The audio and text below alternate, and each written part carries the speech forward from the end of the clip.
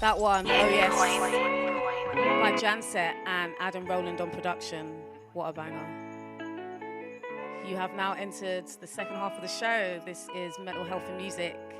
I'm so pleased to have Rosie Riot in front of me. Welcome. Hey! Love that energy. It's all good, it's all vibes here. How are you?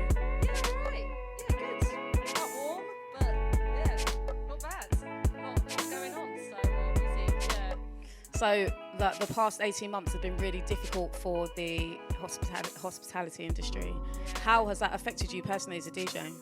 Oh, I mean, like a lot of people, there were no gigs, lost a lot of work, but luckily some of those same places have asked me back again, so it was like they were just on ice. But during that time, I mean, obviously it was panic, because I'm solely a DJ, you know. I mean, I started to venture into production, but not much, so my bread and butter is DJing. So when that went, I was just a bit like, oh my god, what am I going to do?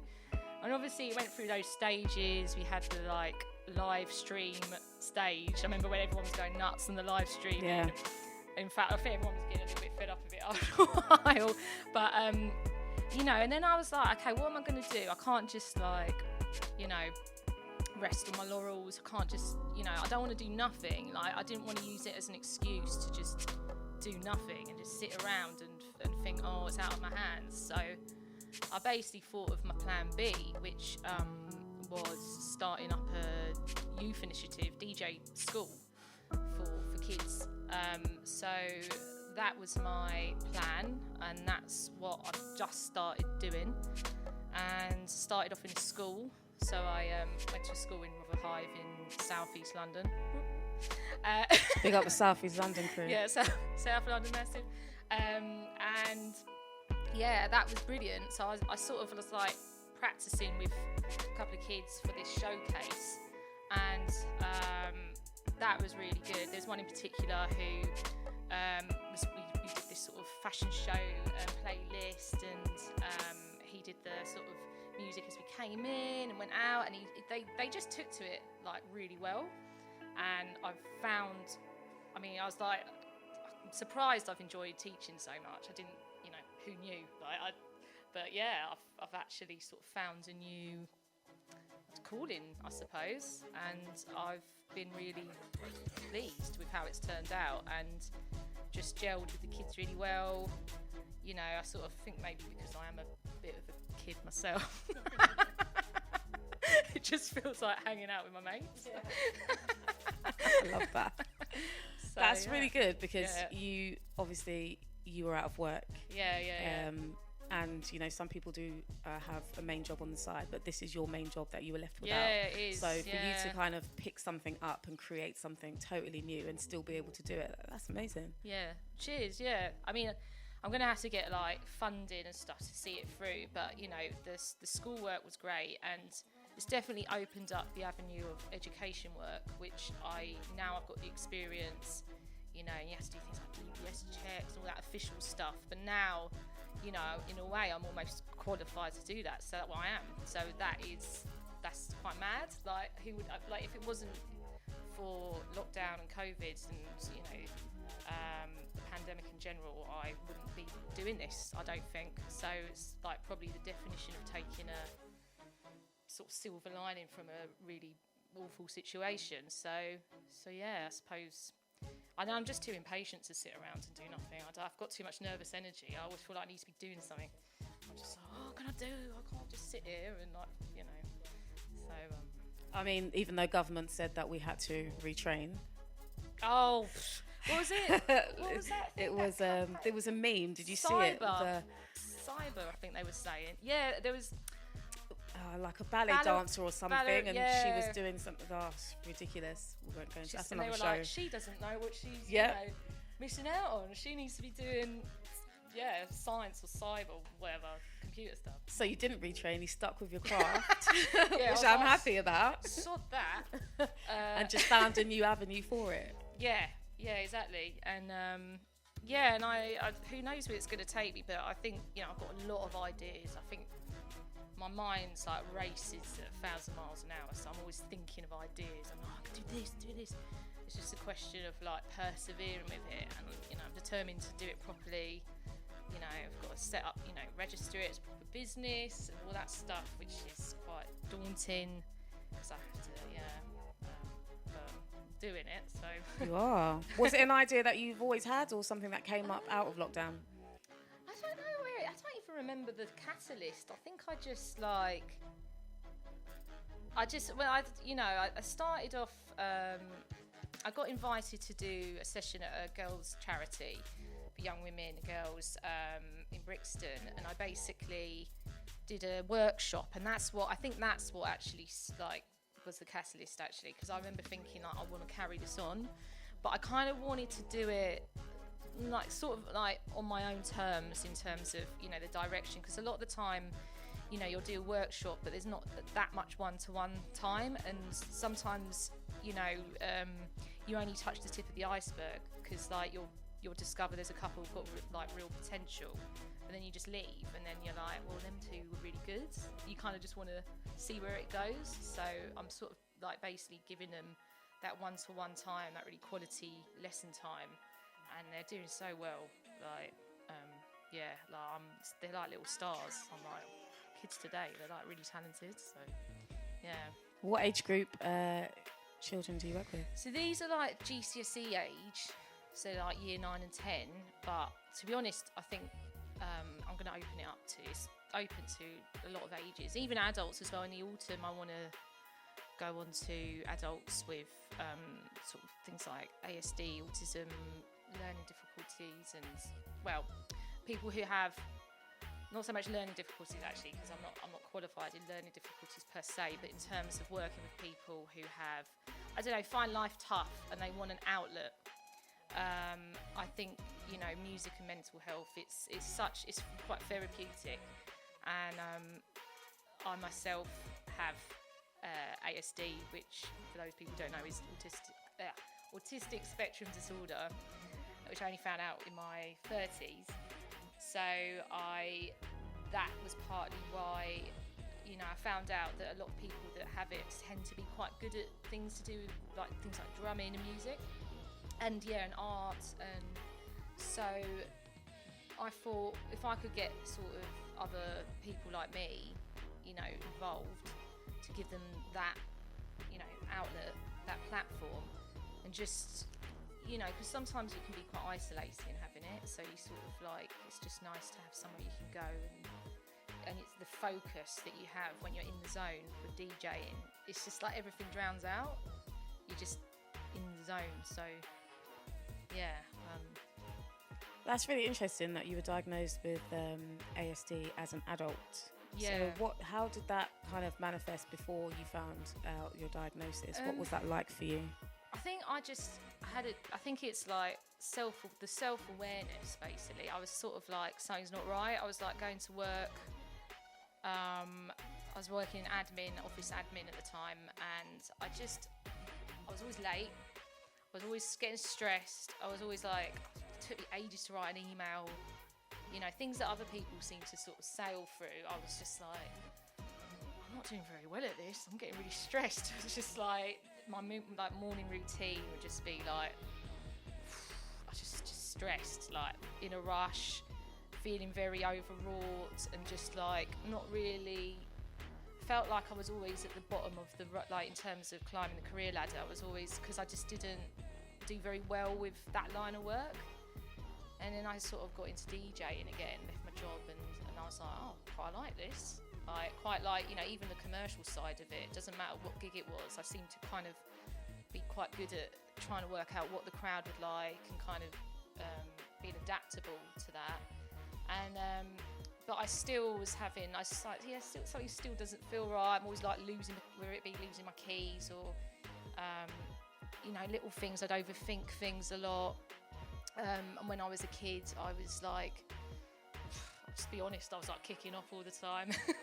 I was just like, and then I went to the doctors, and I said to them, I think I might have ADHD. I thought I might have ADHD because my concentration was awful. And so I went to this centre, referred to this centre in Lewisham, and they were like, I did like tons and tons of questionnaires, and I showed her my paintings that I do because I paint, and told her about how I used to drum and my DJing, and just like after all this very, very long process, she was like, oh, okay, right. So I think I don't think you've got ADHD, I think you've got ASD. And I was like, what's that? Like, I didn't know. I was like, well, what's that? She was like, autistic spectrum disorder. And it's like, in my head, it's like really dramatic. It was like, what? You know, when you're just like, your whole life, like, flashes before your eyes. And I was like, autism? She's like, yeah. Like, but I was like, oh my God, it actually all makes sense. You know, you're like, actually, this actually makes sense. You get a flash shot of all the things that you've been through, and you kind of think, oh, okay, now I get it. Yeah. And I was a little bit shaken by it. I was a bit sort of like, because I knew, I was like, this makes perfect sense. And then I was a little bit annoyed at like my primary school, my parents, for not picking up on stuff, to be honest. There's a little bit of a kind of, how did you not know? Because it did make it, you know, I just joined the dots and I was like, yeah, I know, do you know what I mean? Like, you just know. And a lot of my friends were like, oh, you know, don't put yourself in a box, don't like, you know, you sure you got it? And I was like, yeah. And actually it was a relief because there was a lot of clarity and it just made sense. And so actually I was quite happy to hear that. So yeah, that's the story of that. But So what did they think of you when you were a child? Did they just think it was a behavioural issue as opposed to, obviously, ASD? yeah, I just thought I was a bit of a handful. Like, I mean, the thing is, like, I wasn't, you know, if I was like being naughty, I was like, but I was also quite a joker. Like, I was always like putting on like performances and dressing up and being stupid. So I think in a way I just thought I was a bit of a character. But then I was also quite, you know, I probably had a few tantrums and that, and I was just like quite sort of, there's a few things where I wouldn't want to do them, like social things where I get a bit scared. Like, I'd be like, I don't want to do that. I'd get, you know, most kids would be socialising with each other, and I'd sort of be very shy and awkward and not want to get involved. And there was a lot of that, like, no, I don't want to do it. And I was still a bit like that as a teenager. I was very introverted, but believe it or not, at secondary school, I was really insular and quite low, and I had a lot of like sleep problems as well. And it wasn't until I think things, when you get to your 30s, you sort of I don't know, you sort of know yourself a bit better. And so I sort of was like, okay, something's not right. But yeah, like, I think when I was a kid, I don't know, like my mum said, like, they just didn't really think about that back in the 90s. They just didn't, I don't think there was the awareness back then that they have now. So it just wasn't as hot a topic. So I think they just missed it. But yeah.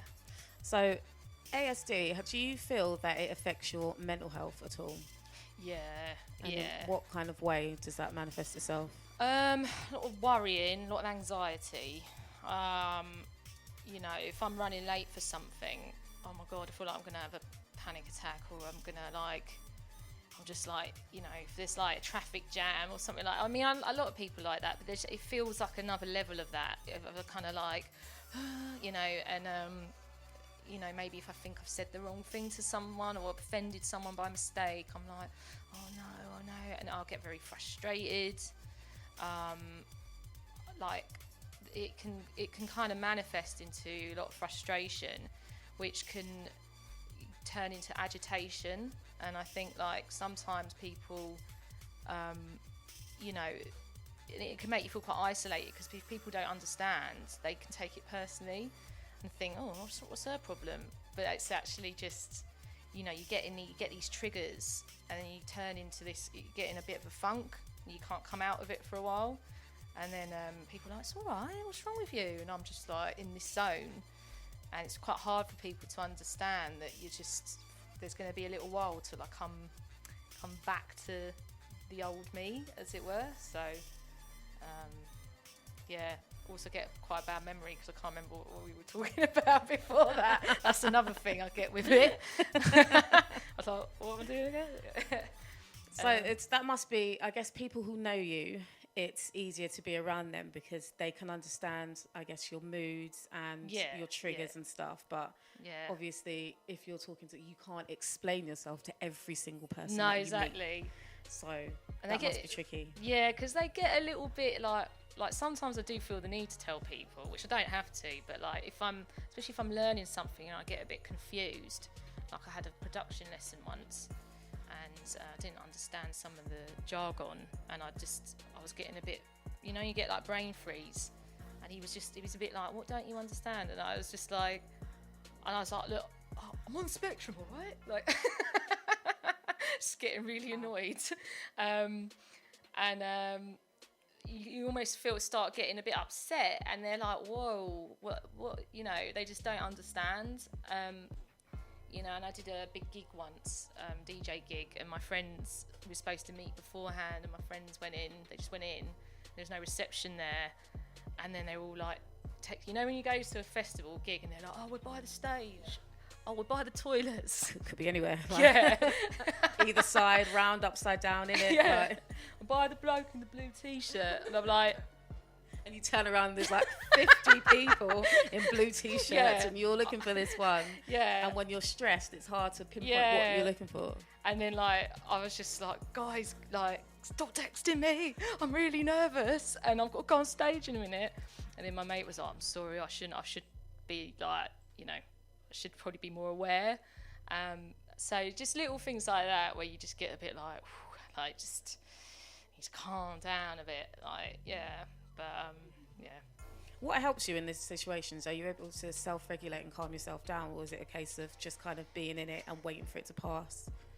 Well, I'm quite, I've actually started doing a bit of meditation. I've tried that, but sometimes it's hard because I feel like my energy's but to try and chill out in itself is quite hard just to get to that point. But I've downloaded apps and stuff. I've got this Calm app. Oh yeah. I've got that. And I just end up falling asleep. Yeah, it happens to me too. I just go to sleep. You can't get. Do you know what? You've got to get so relaxed that the anxiety or whatever doesn't worry you. But then you get so relaxed, you fall asleep. Yeah. So it's like drifting off into, and I'm like. So I don't get it. It's like come back in the room, and I'm like, So I try, but exercise I think does help. I should probably do more, but I don't know. I'm always lugging my controller around London, and I feel like that's exercise enough, but it's not the same. It is a form of though. Yeah. But I actually I DJ in a gym once a week at the moment, and then I do some other random gigs. And I was there last night, and they give you a bit of free gym time, and first time ever, I actually stayed behind and did some exercise. I was well pleased with myself just for doing a gym session, but I must admit, I felt good afterwards. I felt quite chilled. I felt like, you feel like you've been to a spa, I had a shower and I came out and I was like, oh, I feel all right actually. That's a good look. Yeah, and I was like, I don't know why I don't do this more often. It's just, I think it's just laziness, to be honest. Do you know, it's a hard habit to, exercise is hard in itself, and especially if you're not naturally someone who is sporty, it's something that you have to kind of put yourself in to do. Yeah. And you have to create that habit, and it's not easy to create No, a habit. it's funny. I think I like walking. I like doing stuff that kind of has a purpose in a way, I suppose. And I think being in nature, it's a little bit of not a hippie in me, but I quite like the whole getting grounded in nature and going out, going in the woods and hearing the birds and all that. So I feel like that for me is quite nice and it's quite peaceful. And I think, you know, when you sort of the rat race of London life and just city life, I think reconnecting with nature and getting out into some open spaces is quite nice, actually. I think that helps. I definitely do, yeah. How are your mornings now? Do you have a morning routine, or whoops? It's just so I'll get up, like, you know, whatever, have something to eat, a cup of tea, whatever, and then I'll be like, right, you know, still a little bit like how I always am. You know, I start writing an email and then I'll get distracted, watch something on YouTube, what's on Instagram. What was I doing again? Oh yeah, that email. Oh yeah, what's, you know, just like all over the place. Just like, I mean, a lot of people are like that. A lot of people procrastinate and get distracted. I mean, I'm not the only one who's like that, but I think the difference is now there's certain things that have to get done. You know, if they don't get done, you're not doing, you know, my business won't run. If I don't, you know, there's often stages to stuff. Like, I have to set up, if I want to get a business account, I have to register it. If I have to do that, so one leads on to the other. And so if I don't get that done, there's just nothing's going to happen. So I think difference is now I'm getting older, so naturally, luckily, I think I'm getting a little bit more, dare I say it, mature, like just like actually adulting a bit more. Is that helping, the maturity? Yeah, I think just like, I think there's a sense of accomplishment and I think when it's your own business, your own baby, like your own creative project, you want to do it. The difference before was that I was working for other people and there's always some boss or line manager that you just like, whatever, like contempt. But now it's like your own aspirations, your own dreams, and that's the difference. It's like, you know, you're marching to the beat of your own drum. You're not sort of following orders for someone else, I suppose. Yeah, I don't really, you know, no one likes to be told what to do, really, do they? Did your diagnosis change the way you look at yourself? Yeah, it did. Are you a bit kinder to yourself after?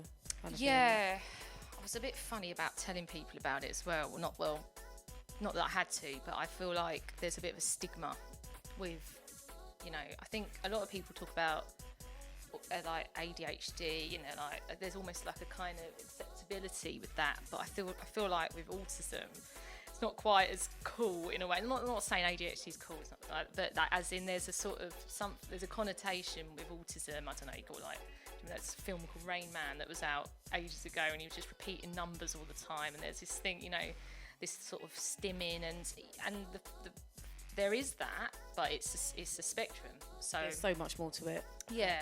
So I'm like on the mild end, but they are, you know, there's a lot of talents and abilities that come with it. So what was the question again? That's another thing. But, You're looking at me now. Yeah. This is another thing. Has your perspective of yourself changed ever since you've got a diagnosis? See what I mean? This is what I'm talking about. Not really, but I think other people are more likely to. Me, I'm fine with it. I've actually embraced it. I actually think it's quite cool. You know, I think like, in a way, I'm a bit different. I think that's quite cool. I think, you know,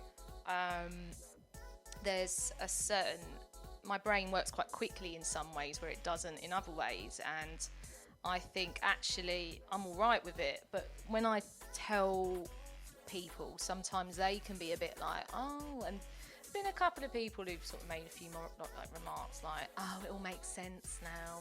Yeah, that would be why. That's quite rude. Yeah, no, I've had that. Rude.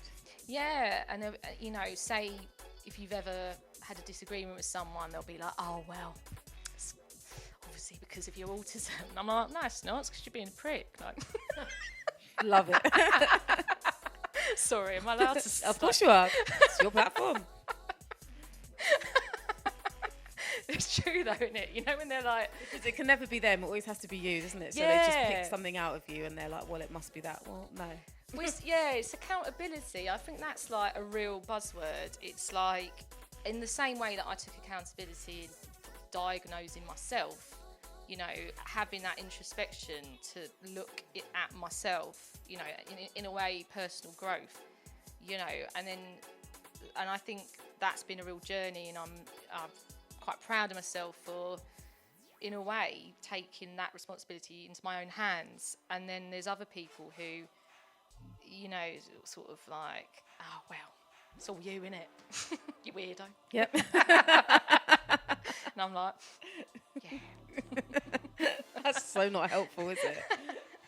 Yeah, it's all me, yeah. I just let them like think that. I think sometimes you have to. Yeah. You just have to whatever it. I'm like, thanks for the support. Yeah. I hope those are not people that are close to you. No, well, it's been a bit of a no, to be honest. And I think when you do get that reaction, I do note it in I sort of think, okay, yeah. But I've got like a really good circuit of friends. I've got like sort of mafia-like friends that are like family, and I've sort of it's very important to have like that good energy around you, I think, because I feel like I'm quite a bit of an empath, so I feel like I sort of pick up on vibes, I feel, quite easily. So I feel like if someone's like not quite the one, I'm a bit like, don't like them. But that also means that you have to have good people around you, because then you'll pick up on their kind of low mood, I guess, or their toxic behaviour, and that can affect you in turn. Yeah, I mean, I think like the difference is they've all got a good heart, I think, you know, and everyone gets down, like, you know, and I think we live in a culture a little bit where there's almost the opposite, where there's like what's it, toxic positivity. Yeah. Yes. Yeah. And I see that so much on like timeline on social media, and people's answer to everything is just, oh, just be positive. Or what does that mean? No bad vibes. Yeah, no bad, good vibes only. Live, love, laugh. Live, whatever. love, laugh. Oh, yeah. toxic. Get it on a little sign from Wilco's or something. Like. Get it tattooed. That's actually the one I got removed. No, it's not really. But like, yeah, and that's not feasible. That's not real life. And if my friends are in, you know, going through it, obviously I'm always there for them, and likewise, it's when they don't have good intentions for you, it's different, or they're a bit manipulative, you know, sort of. But there's not a crime to, certainly not a crime to sort of be down or have stuff going on, not at all. I mean, that's kind of what friends are for, really. You know, you can't. I think I'd actually find it a bit off-putting if someone was just always in a hyper good mood. I think, what's wrong with you? Like, yeah, usually you're like, why are you so happy? What's underneath there? Like, yeah. You're so, you know, chirpy. I just think they're on drugs. Yeah. I was thinking something deeper, but yeah, it could be that. Can I have some of what you're? No. So. Oh gosh, yeah. But life is full of ups and downs, isn't it? It's not always, you know, one level plain sailing. So no, exactly, and you know, and then you know, some people, you know, just you have grief. You know, people could lose people, or you know, relationship stuff. I mean, you know, people are human, but I think you know, maybe before I was a little bit more. I was a bit too. Giving, I think I was a little bit unsure of myself before, and I used to sort of let people into my life and help them out in the jam, and I was giving a lot of myself, like a lot of my energy, and I think I've pulled back a lot in recent years just for a little bit of self-preservation.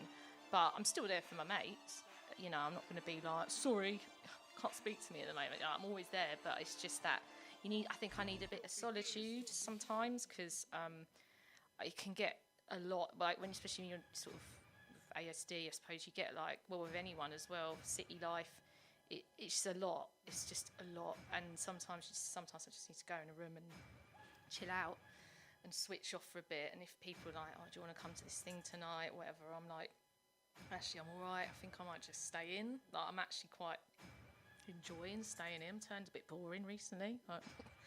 Staying in is the new going out. Yeah, well, been in for so long, so now it's definitely the new going out, isn't it?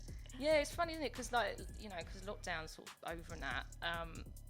It's almost like reverse psychology. Like, I DJ'd in a pub at the weekends. It's the first of Freedom Weekend sort of, and it's dead quiet. And they were saying it was busier the weekend before.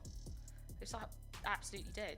So when you can go out, no one's out, and when you meant to stay in, everyone's like, let's break the rules. Yeah, it's just reverse psychology. Yeah, that's like Britain for you. They're just like, oh, actually, when you're telling me to do it, I'm not going to do it. Exactly that.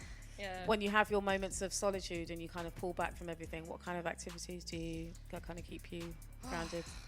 Keep going on YouTube. Like, I don't actually have Netflix, but just in terms of that proper like chilling out sort of stuff. But obviously, when it's a lot of music prep as well. Sometimes I'll just look at Spotify on my phone, and because there's always. But when I really want to switch off, like. I know I'm almost a bit funny about saying this, but I'm like really into tarot. Like I'm a bit, but people get a bit funny about it because they're all a bit witchy. That. Yeah. Well, I don't love that they're funny about it. I love tarot. So do you? Yeah, that's quite interesting. Okay. I do find it really interesting. Yeah, like I do a lot of. I actually read. Like I'm not like an amazing reader, but I do read cards and I watch. A lot of. This is sort of quite. I guess I am quite spiritual in the sense that I'm quite, I believe in sort of energy and sort of stuff like that. But I sort of there is something about it that I'm a little bit, not cagey, but a bit funny about telling people about it because I think, there's a lot of judgment on it and they're like, oh, like rolling their eyes. But I sort of do find myself, oh yeah, it's a new reader now, and I'll like watch it, and I know actually a lot of my friends do the same, so I don't think I'm on my own, but I just think people keep it to themselves because they're like, it's not that. Yeah. If you think about it, we're all kind of spiritual in a way because everyone always talks about energies, don't they? Yeah. That person's bad energy, like I don't get that person's energy, or yeah, it's always something that comes up. So whether it doesn't matter how spiritual you are, I guess we all believe in energies in that aspect. With regards to people. Yeah, I mean, yeah, exactly. It's just that I don't know what it is about that stuff. I think, some people misconstrue it as. I know a friend who's quite religious, and she was just a bit like getting the crucifix out. I'm like, you're not into that, are you? I was like, wow.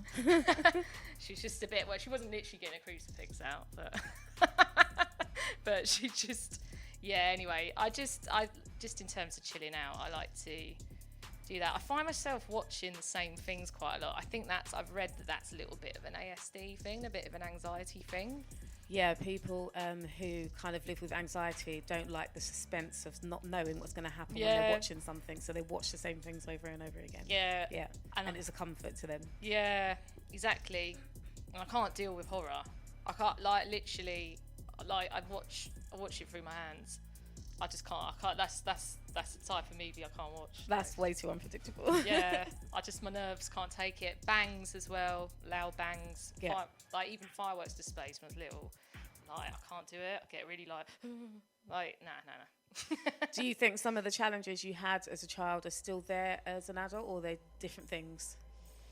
I think one of the things that's remained is feeling a little bit of an outsider. I still think there's that little kid in me that felt a little bit different from everyone. I wasn't really into the same things either. I was sort of really into animals. I loved animals. I was obsessed. It's everyone else was, into Street Fighter. I don't think I was very cool. I was this sort of nerdy kid that was just oh, save the whales. Campaigning. There was no cool points with me. But I think what I've realised is that I've always been a bit of a lone wolf and always been a little bit my own person, and actually that's something to be celebrated, because I'm not watching what everyone else is up to. And that is very, very hard as a child to kind of go your own path because everyone's doing something and you feel like you should be doing it, and if you're not, that kind of puts you in an outsider's position. Yeah, exactly. I know there's a presenter called Chris Packham who's from, what's he on? He's a wildlife presenter. He's been around for ages, but he's I think he's either got Asperger's or autism, and when he was a kid, he was like obsessed. He's always been obsessed with animals, and he used to go into a field near his house and like call in a kestrel onto his right arm, and he was just like, and he said one day this kestrel died, and he was like absolutely inconsolable. And but he said that's what I used to do as a kid. Like everyone else was just playing with their mates, and there was a tiny part of me that related to it. It's this little kid that was just sort of in their own world,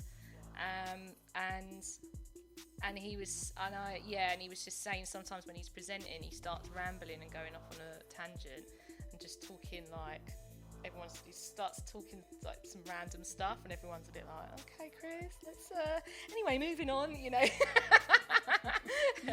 And he's just like, yeah, he's like, it's hard. I have to act normal. Do you know what I mean?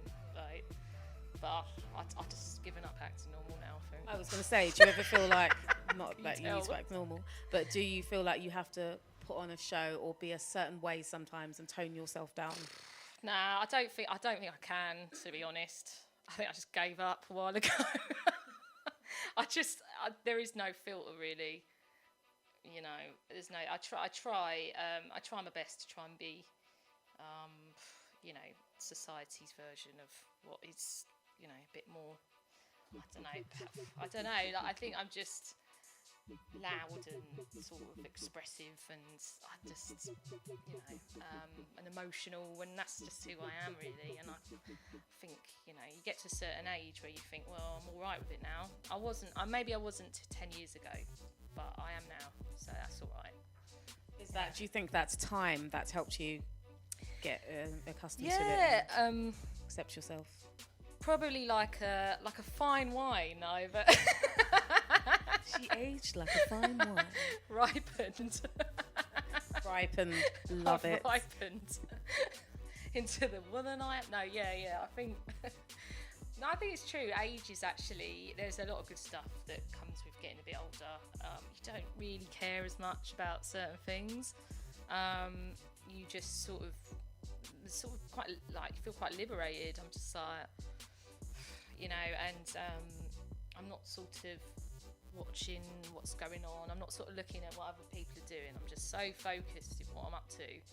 And, you know, I think, you know, there's a lot of, you know, I think there's a lot of ego, you know, in like sometimes in like the music world, DJing, and I think that's quite hard to keep up sometimes. It's, you know, you're having to sort of put up a sort of facade, and I think there's a freedom of just being like, oh well, I am who I am, you know, and yeah.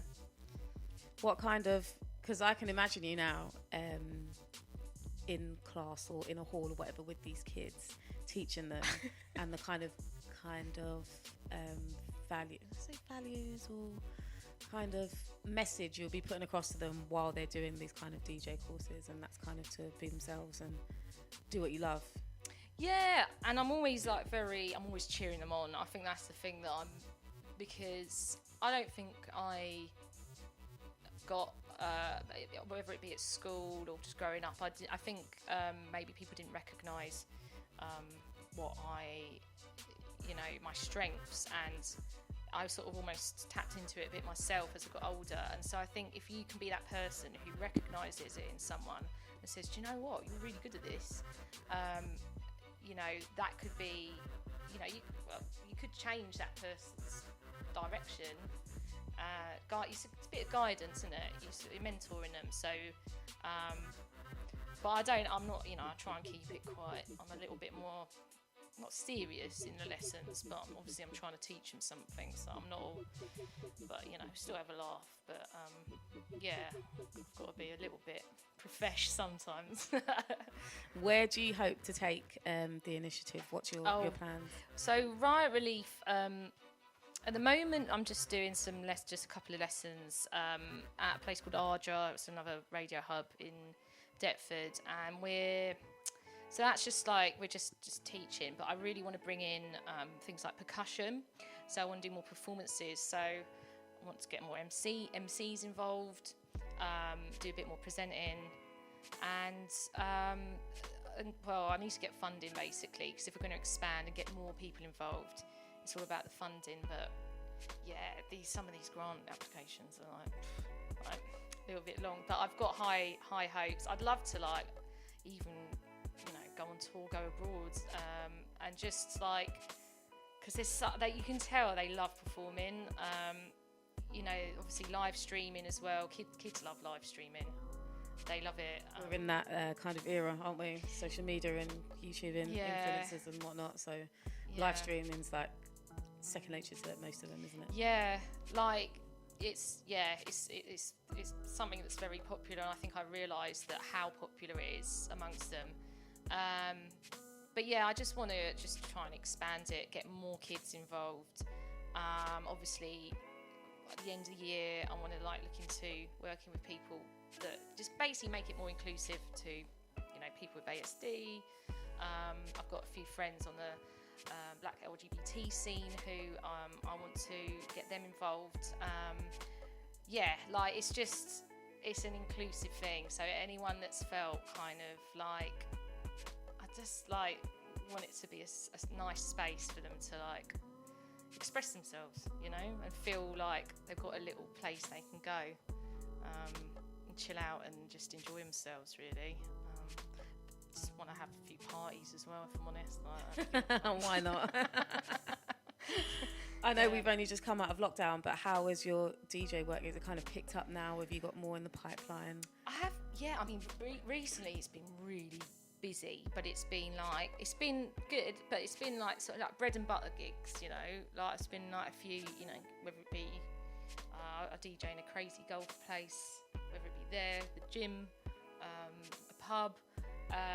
Are those gigs harder for you to do, or do you enjoy them the same as the big playouts and what you? I think enjoy?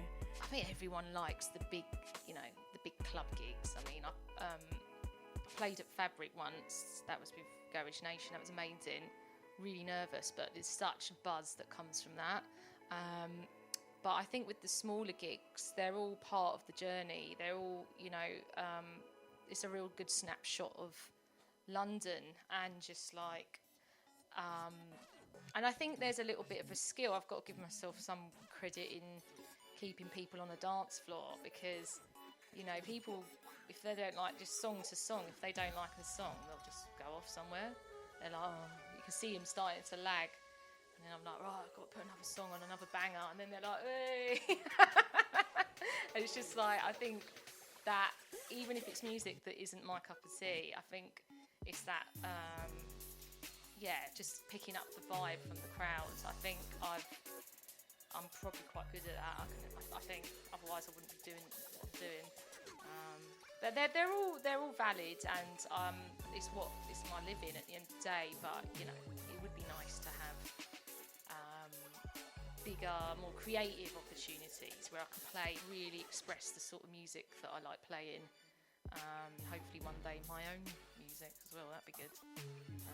How is the producing going? Have you started, or is it just a very early days? Yeah. There's a girl I know who is a friend of mine. She actually went to the Brit School, and she's like insane good producer. She's only 19, but she's been giving me some tips. Shout out to Bex. But yeah, so at the moment I'm kind of just doing random, like keep making like voice notes on my phone of like little vocal loops I hear, and just stuff that when you just sort of, at the moment it's a kind of like getting the ideas together. Yeah. But in terms of the actual putting songs together, I think we're going to do some stuff with the kids. So we're all going to sit down and try and make some tracks together, some sort of Riot Relief anthems. So that's going to be good. I'm looking forward to that, and I'll be learning as we go along. So I'll be sitting there with them, like taking notes. So I'll be the student as well. I really like the name Riot Relief, because it's good, isn't it? It's your name, and then it's the relief from them being together and kind of expressing themselves, isn't it? Yeah. So, yeah. Yeah. Cheers. Yeah. It's and also the two R's. Yeah. The mirror image, isn't it? Yeah. I quite like doing a bit of branding. I quite like the whole setting up a brand. I think I just want to put it on everything now. So when did this idea actually start? So we're in July now. Was it this year or was it last year? So I started thinking about it last year. Yeah. And then I thought about doing it in summer holidays because I figured that would correlate with, I was lucky, I was right in the lockdown, sort of, it would ease and everything would be kind of okay by now.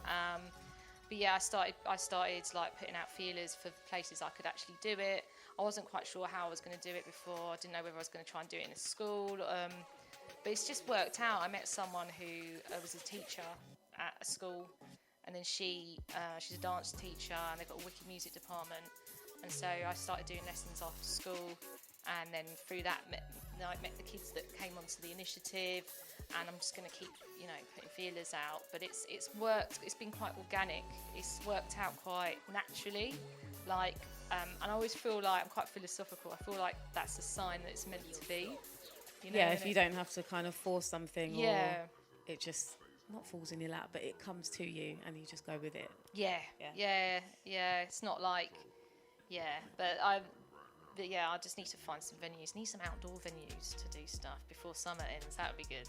It seems like you've come a long way since it came from being an idea to now you've actually put it into action and look how far it's come. Cheers. Yeah, I think that's the thing, isn't it? It's just like I think when you have an idea and I think sometimes you can talk about something, and then once upon a time I was that person that used to talk about it a lot and not actually do it, and I'm actually getting to the stage where I'm putting it into action, and that's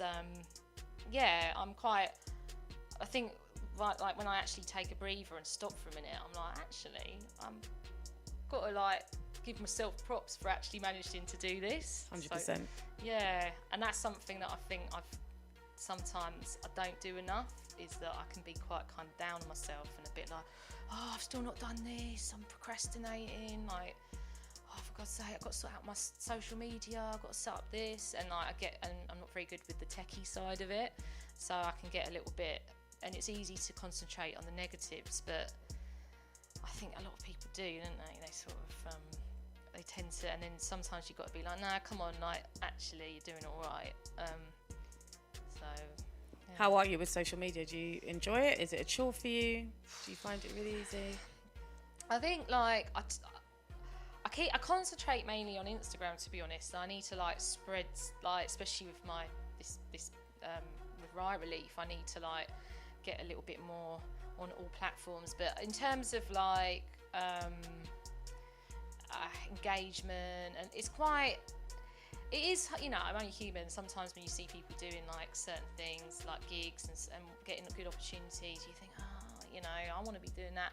But everyone's their own person at the end of the day. It's not a competition. Everyone's got their own path, and I've actually, rather than sort of doing it for the glory, I'm actually getting a lot of good vibes from teaching the kids, and actually that's really meant a lot to me. And it's plus I think it's the old fable of the tortoise and the hare. You've got the hare that's racing ahead and is trying to be look at me, I'm going to win this race. And then, slow and steady wins the race, right? Is that what they say? Yeah, I'd like to think I'm big up the tortoise, I'm the tortoise. Yeah. So anyway, yes, slow and steady wins the race. So. I like that. Yeah. That's how we're going. Journey's different for everyone, isn't it? Kind of things happen at different times for different people. Yeah. So, when it's your time, it's your time. Yeah, exactly. Just keep going. Just as long as you're taking action, that's all that matters, really. Just don't stop. Yeah. I like that philosophy. Cheers. I'm going to hold on to that. Where can we find you on social media? So I'm on Instagram as @Rosie Riot LDN, as in London. I think I'm on the same on Facebook, and I might be on Twitter as Rosie Riot 1, but I'm not. I don't. You are, because J Beats found you earlier when we were promoting the show, because I couldn't find you. I really don't go on it enough. See, I need to up my Twitter game. Do you know what I mean? I just don't know. I think it's like maybe it's an ASD thing. You get sort of one thing. Yeah. But anyway, yeah, them platforms, and soon look out. Oh, Riot Relief as well. Riot Relief. At Riot Relief, that's on Instagram, and soon I'll be expanding onto other platforms. I think I set up a Twitch account as well, so we'll be doing some live streams from that. So, yeah, which is going to be interesting. Where can we hear you play as well? Oh, so I'm going to be playing at UKG Fest on the 6th of August. On the old school versus new school stage. Ooh. So I'll probably be... I've actually got a ticket for that. Have you? Oh no, I've got a ticket for Garage Nation. Oh, okay. UKG Fest I haven't done yet. That's on my list. Yeah. But yeah, that's at Studio 338. And there's a few other little gigs I'm doing. Oh gosh. There's a festival I was going to do in September, but it's got cancelled. Oh no. But yeah, I'm going to Ibiza as well. Ah, nice. Yeah, so I'm going to be like just mingling there. Hopefully, getting to do some gigs out there as well. So yeah. And on the airwaves, where can we hear you? Right here at Mode London. And Sly plug. And also do another show on 1020, which is a Bristol-based station. Okay. Do a show all about percussion and drumming and stuff, because that's something I quite like. Interesting. Yeah, I think it's, I don't know, something about drumming and beats. Who knew, being a DJ and all that. So I actually can't wait to hear your production from hearing you speak about drumming and beats and whatnot. That's made me want to hurry up. Yeah. If you need a guinea pig listening ears, thanks. Happy to listen. No, cheers. Thank you. Thank you so much for coming on. You've been so interesting. It's been really interesting to talk about ASD. Oh, thank you. It's not something I've spoken about before on the show. Yeah. And it's always nice to have new topics and new views on things. So thank you very much. Yeah, thank you very much. It's been a pleasure. Thanks for having me. It's been fun. Cheers. I hope you have all enjoyed the L show. I've had a good time. I will see you back in 2 weeks' time. Thank you so much for lending me your ears. Take care.